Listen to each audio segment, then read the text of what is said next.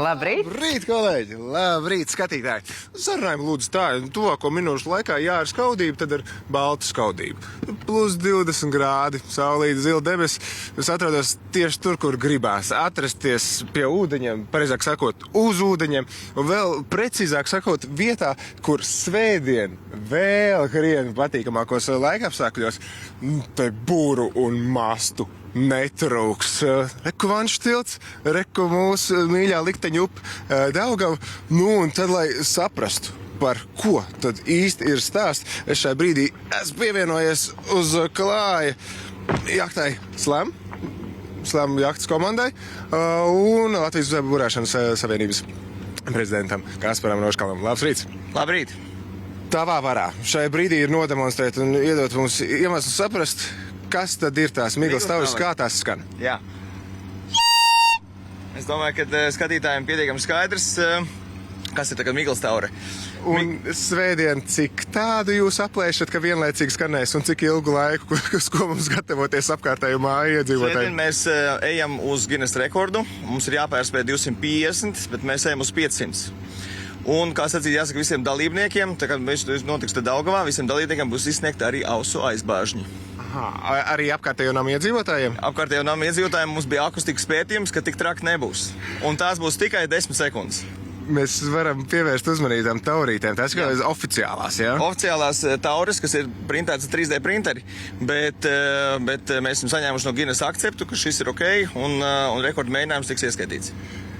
Nezinātājiem, vai tas ir tik ļoti melns uz balta lapas? Šai rītā tas droši vien kādam bija negaidīts modinātājs signāls, bet vai tas ir tik melns uz balta? Miglas tauras ir domāts apstākļiem, kad ir miglais laiks? Kad ir migla, jā, bet tas mums, tātad Latvijas burāšanas savienība šogad svin 100 gadus, un faktiski tā miglas taura ir kā simbols, jo viņš ziņo par mūsu esamību. Un tas, ko mēs gribam ar šīm 10 sekundēm parādīt, ka burāšanas sabiedrība vispār kā kopiena ir gan atvērta visiem pārējiem, gan mēs augam, paliekam lielāki. Aicināt bērnu vecākus un pašus bērnus apdomāt, varbūt tās ir tiešām jāsāk burāt. Mums notiek Rīgā, Latvijā un Baltijā viena no lielākajām regatēm GOR, kuras ietvaros tad arī šo rekordu mēs uzstādām. Mēs gribam, kur varēs Daugavas malā varēs redzēt, skatītāji pievienoties un skatīties, cik tad liela tā burāšanas saime ir. Un iespējams apdomāt, vai šogad vai nākamgad pavasarī jāsāk ar pavasara darbiem un var pievienoties mūsu komunai. Īsumā par pievienošanos runājot vēl šim rekordam. Ja gribās pievienoties un ir, teiksim, motorizētais transporta līdzeklis vai būru transporta līdzeklis, to vēl var paspēt izdarīt? Ja ir būru transporta līdzeklis, var paspēt izdarīt, ja motorizētais arī var paspēt izdarīt, tad ir jāiet uz Latvijas burāšanas savienības mājaslapu sailinglatvia.lv, kurā tad var atrast visu instrukciju, kas ir jādara, kur tieši būs kāda aplikācija jānolādē, kas ir jāsagatavo, kur ir jāiečakojās un kur var saņemt šādas tauras.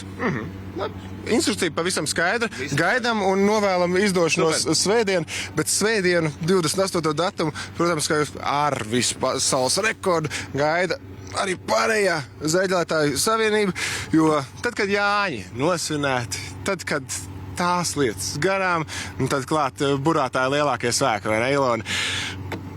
Tev ir skaidrs, kas apmēram notiks sākot no svētdienas turpmāko nedēļu, bet tā pilnīgi niansēs to nekad nevar zināt. Tā burvība šim sportam, bet var ieskicēt, kas tad ir sagaidāms šī gada programmā. Jā, šī gada programma solās būt īpaši krāšņa. Manuprāt, ir daudz interesanti jauninājumi, sākot ar to, ka mums ir brīnišķīga jau 3. gadu sadarbība ar Riga Riverside festivālu, kur ietvaros visi iedzīvotāji, viesi ir aicināti vērot šo notikumu, kas būs gan Guinness rekorda uzstādīšanas mēģinājums, gan buru jahtu parādi, kas notiks ap 6:30 vakara. Tad dodamies uz festivālu, vērojam no krasta lielisko notikumu, jūtam līdzi, turam īkšķus, pūšam tauras. Secīgi pirmdien ir gaidāms Rīgas ostas sacensību posms pirmais attiecīgi, un mums ir jauninājums, par ko mēs ļoti priecājamies un lepojamies. Mums ir radio vadāmās bojas šogad Rīgas posmā paredzētas. Tā kā mēs ejam laikam līdzi, un, kā saka, droni ir tomēr populāri, tad arī GORS ir ieviesis Rīgā dronus. Un te jāsaka, varbūt skatītājiem un iedzīvotājiem ir iespēja atnākt pavērot pirmo sacensību posmu no moliem ap 10:30 līdz 11:30. Mēs dosimies ārā pa vārtiem un secīgi atgriezīsimies ap 14:30. Protams, visi ir orientējoši, tu ļoti precīzi teici, viss būs atkarīgs no laikapstākļiem. Tālāk jau otrdien mēs dodamies uz Kihnu salu. Un te man jāsaka, man personīgs ir patiesi liels prieks un arī kopā mēs kā Gora lepojamies, ka mums pirmo reizi ir iespēja arī viesoties šajā mazajā ļoti mīlīgajā saliņā. No trešdienas dienas vidus mēs dosimies tālāk uz Pērnavu, kur tad mēs paliksim līdz arī Gora izskaņai. Te gan jāsaka, ir tāda jauka iespēja, ja laikapstākļi būs vēlīgi, un, kā zināms, burāšanā viss notiks par un ap laikapstākļiem. Ap 8:00 vakarā mums ir iespēja arī piedalīties svinīgā buru jahtu parādē par godu mūsu valsts prezidenta vizītei tieši Pērnavā. Tā kā turam īkšķi, lai mēs varam kā burāšanas komūna paspēt un vienoties kopīgā gājienā, teiksim tā, svinīgā. Un iemesls, kāpēc varbūt arī ir šis svinīgums Pērnavā, jo mūsu sadraudzības partneri Pērnavas Jakobs šogad svin 120 gadu jubileju. Un tad, attiecīgi, ceturtdien tiek veltīta šo svinīgiem šim notikumam. Piektdien, 3. jūlijā noslēdzam, bet te jau atkal man ir aicinājums tomēr nesteigties burātēm mājām, bet palikt kopā ar mūsu Pērnavas sadraudzības jahtklubu un varbūt pat sestdienā, 4. jūlijā, piedalīties regatē kopā. Plaša, bagātīga programma, notikumi netrūks no Ginesa rekordiem līdz prezidenta vizītēm. Viss būs Rīgas jūras līča regatas ietveros šogad, nākamgad 10 gadu, skatīsimies, kas nākamgad plānā, bet sākam jau ar šo svētdienu. Kam ir iespēja, kam ir tādi gali un kontakti, tie, protams, gaidīt uz jahtām, kam tāda iespēja nav, tepat vien gan Rīgas ostas pusē, gan uz Vanču tilta. Sagaidām, visi kopā, turam īkšķus, Ginesa rekordam būs būt. Kolēģi, būrīgi dienu, mēs turpināsim to baudīt šeit uz Daugavas, bet šai brīdī atgriežamies studijā.